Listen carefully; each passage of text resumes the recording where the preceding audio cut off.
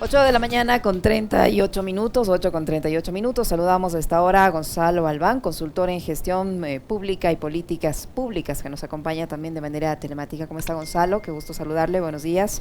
Bienvenido a Punto Noticias de Radio Pichincha. Le acompañamos Alexis Moncayo, quien le habla Licenia Espinel. Se avecina un proceso electoral de las elecciones seccionales en medio de un desconcierto, una desazón, un desinterés que existe al momento entre la población por este desprestigio que sufre la clase política en general de nuestro país, a nivel mundial incluso, pero en lo particular en nuestro país en los últimos años, un desprestigio que ha generado este aburrimiento por parte de las organizaciones, de la sociedad.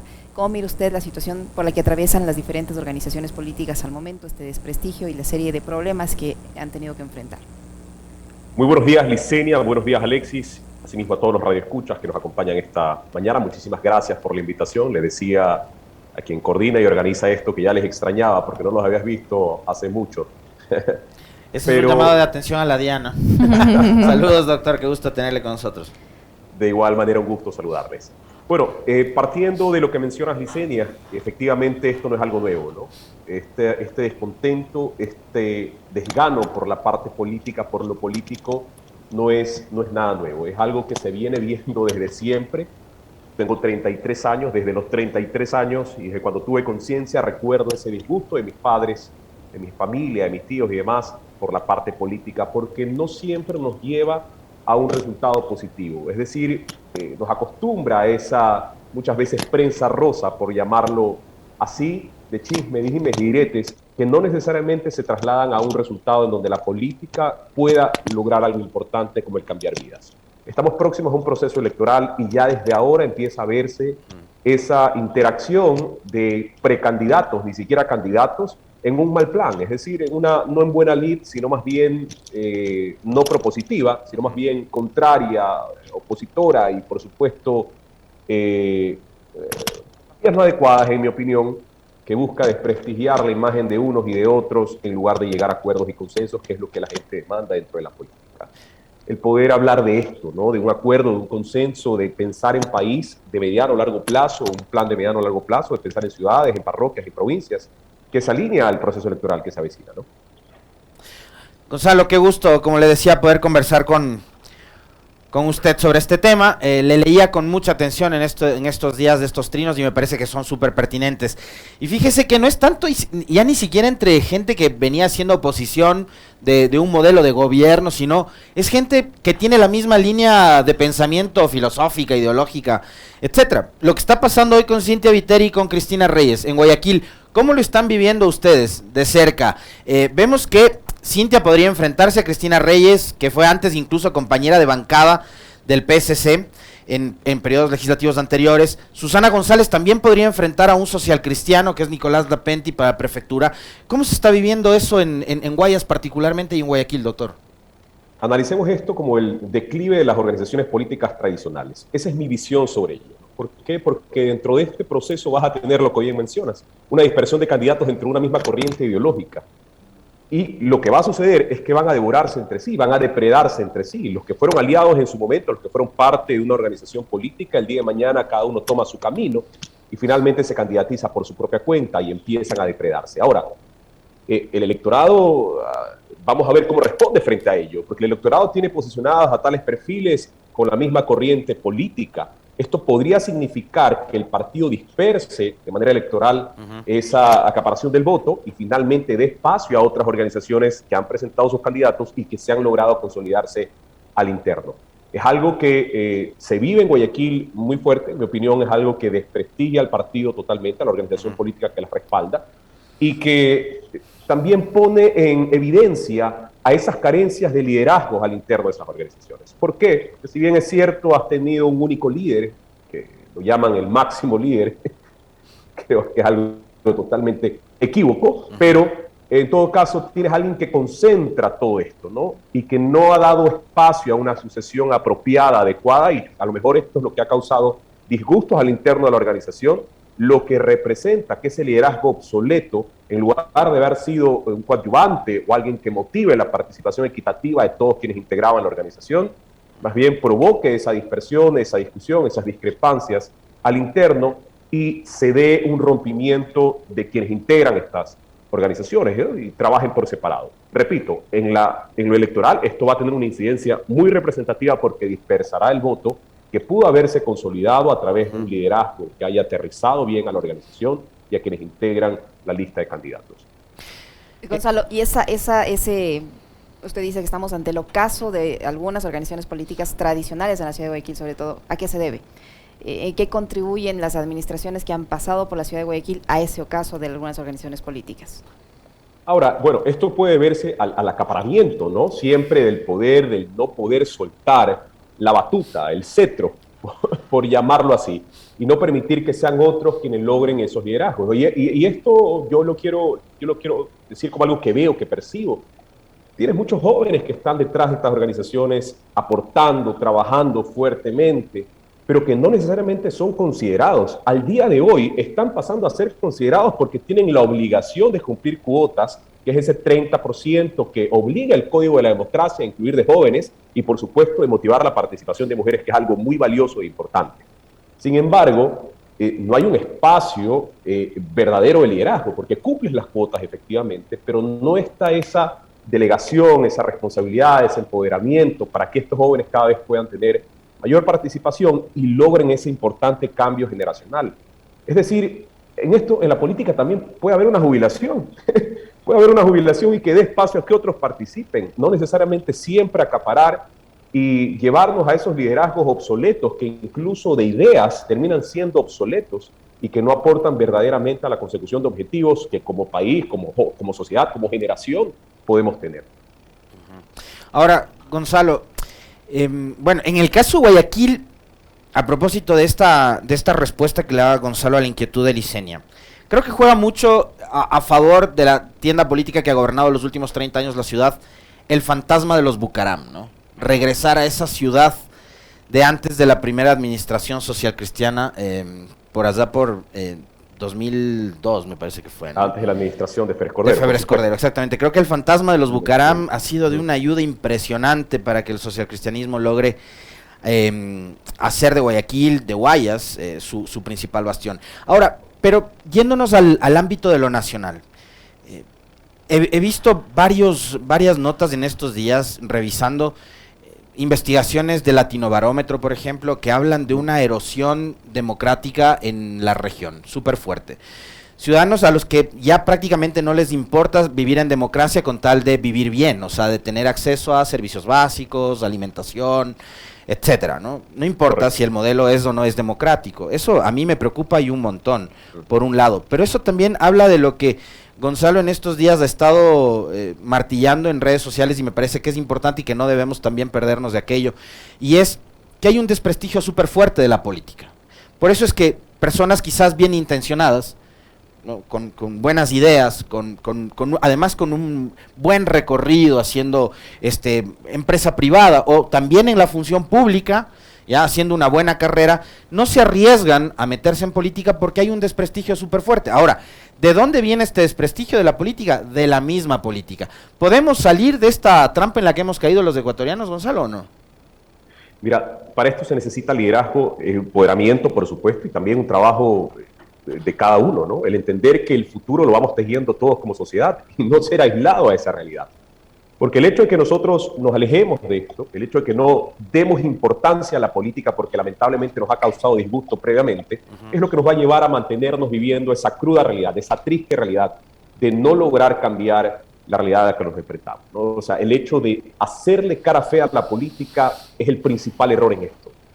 El poder prepararse, capacitarse, ganar experiencia, trabajar en este campo y ver a esto como un trabajo, porque la política es un trabajo, no es un entretenimiento como a veces algunos lo ven, ni tampoco una herramienta para generar riqueza en lo absoluto. La política es servicio. Y el verlo como tal y a su vez comprometerse con la causa es lo que finalmente nos llevaría a entender como sociedad la importancia de poder construir un mejor país. Ojo, y con esto me refiero a que esto puede ser una profesión. Esto es una profesión. La gente puede prepararse, capacitarse para ello. Claro, el objetivo en esto debe ser cambiar la política que tanto nos amaya el día de hoy, que tanto nos afecta el día de hoy y que la percibimos de una forma tan negativa. Si es posible Sí es posible cambiar esa percepción que tenemos, pero necesitamos de actores que estén comprometidos, que tengan convicción de servicio, honestidad y, por supuesto, vean a la política como una forma de cambiar vidas y no simplemente como un instrumento para generación de fama o riqueza. Ahora, doctor Albán, este desencanto que se ve ahora en la población, ¿en qué manera se va a reflejar luego también ya en las elecciones seccionales? Es decir, vamos a tener autoridades que lleguen a ocupar esos cargos con un mínimo número de votos.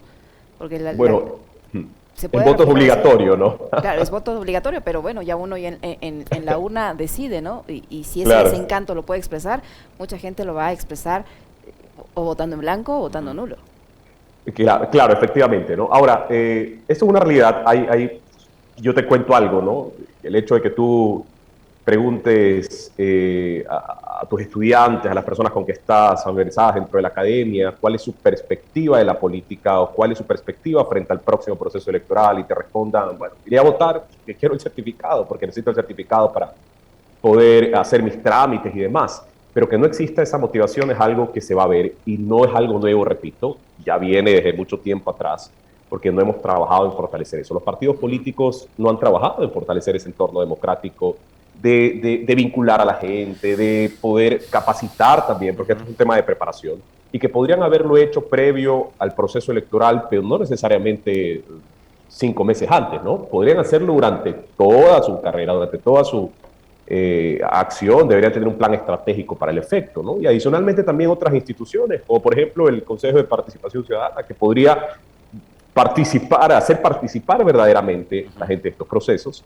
porque ese es su rol, ¿no? Es motivar la participación de la ciudadanía en procesos de veedurías, observatorios y demás. Y ahora, frente al proceso electoral, tendremos esa desmotivación que ha estado ahí latente, producto de este desprestigio que sufre la política y que sin duda, será el simple hecho de cumplir el requisito de ir a votar, pero no necesariamente esa motivación por líderes nuevos, por caras nuevas, por propuestas, porque las propuestas no se ven todavía.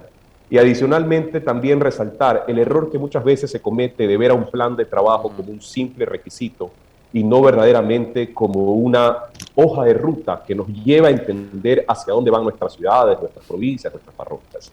Muchas veces no hay capacidad técnica para la elaboración de estos planes y también se confunde de que esto es un simple documento que queda guardado en el cajón del alcalde, del prefecto o lo que fuera, cuando este debería ser un instrumento para que la ciudadanía pueda dar seguimiento a lo que el político prometió y que no está cumpliendo. Esa quizás es una de las más grandes, de los más grandes errores que tiene nuestro débil sistema democrático, ¿no, Gonzalo? Esto que dice ahora último nuestro invitado me parece tan importante. Construyes un plan de gobierno, ¿ya? Llevas adelante con tu equipo de trabajo y tal para cumplir un requisito, porque el CNE te exige subir a la plataforma y presentar un plan de gobierno y no sé qué. Y después no importa si, como lo hizo Lenín Moreno en su momento, no cumples con el plan de gobierno y haces más bien todo lo contrario de lo que ofreciste. O como lo que está sucediendo hoy con el mismo Guillermo Lasso, que llegó con un plan de gobierno y que resulta que ahora no cumple, ¿no? Dijo no más impuestos y te cargó en noviembre del año pasado una reforma tributaria con más impuestos para la clase media. Dijo que iba a generar 2 millones de empleos. Resulta que ahora quiere conformar una comisión ejecutivo, legislativo, con una asamblea en la que no confía y a la que no controla para resolver el problema del empleo y de la seguridad. Entonces, Gonzalo, si los ciudadanos elegimos dejándonos guiar por el TikTok, por el Twitter, por las redes sociales, por una campaña que puede presentarnos un paquete vistoso, una buena marca, un tipo simpático, una mujer brillante, inteligente, atractiva, qué sé yo, y después no vemos lo que hay detrás de un plan de gobierno que es incumplible, también como ciudadanos tenemos que asumir nuestra responsabilidad. Se comete el error de trasladar la demagogia al documento. Eso es lo que muchas veces pasa. Es una demagogia escrita, no discursiva. Entonces, efectivamente, es ese el error en el que nosotros como ciudadanos también tenemos una culpa, ¿no? El hecho de no vincularnos a conocer y a exigir propuestas concretas, claras, nos lleva a vivir esto también. ¿Por qué? Porque no podemos hacer seguimiento, porque no podemos exigir, porque no podemos pedir luego que esto se cumpla. Claro, por un lado tienes a alguien que propone algo incumplible y por otro lado tienes una ciudadanía que muchas veces no observa cómo está avanzando. Nosotros somos simples ciudadanos. Nosotros trabajamos y nos esforzamos cada día por cambiar nuestra vida y sin duda nos vinculamos a la parte política porque sabemos que un Ecuador mejor es posible. Pero nosotros como ciudadanos nos vemos afectados por esto. Porque no sabemos hacia dónde van nuestras ciudades, porque no sabemos hacia dónde van nuestras provincias, no sabemos hacia dónde va nuestro país muchas veces. Porque si revisamos un documento nos da información falsa que el día de mañana no se llega a aplicar, o una información poco confiable porque el día de mañana esta no puede aplicarse. Lo mismo pasa con los planes de ordenamiento y desarrollo territorial a nivel de gobiernos autónomos descentralizados. Nos exponen una realidad que el día de mañana vemos y es grandiosa, seríamos potencias en apenas 4 años. Pero no, porque no hay un paso previo para poder llegar hacia un objetivo, ¿no? hacia un norte, que es lo que muchas veces falta, una hoja de ruta. Y en esto quiero mencionar algo, ¿no? Hay un tema importante que es el efecto Penélope. No sé si ustedes recuerden un poco de historia. En la Odisea, Penélope cosía y descosía cada noche, esperando a que Ulises llegue de su Odisea. Durante 4 años así pasó Penélope, confeccionando y deshaciendo en la noche todo lo tejido, porque había prometido que aceptaría otro pretendiente al finalizar el tejido de su tapiz. Entonces, de esta forma se mantuvo por todo este tiempo, haciendo y deshaciendo, porque no quería dejar a Ulises sin su regreso, ¿no? Entonces, esto se traslada a la administración pública también, es el efecto Penélope. ¿Qué sucede? Que cada 4 años se hace y se deshace. ¿Por qué? Porque el gobierno entrante piensa que lo que hizo el anterior estuvo mal y no rescata absolutamente nada cuando hay política pública que está funcionando, que podría ratificarse y podría hacerse mejor, pero no. Más bien lo que se busca es deshacer todo lo previamente hecho. ¿Por qué? Porque el otro estuvo antes y lo hizo mal y yo voy a hacerlo mejor.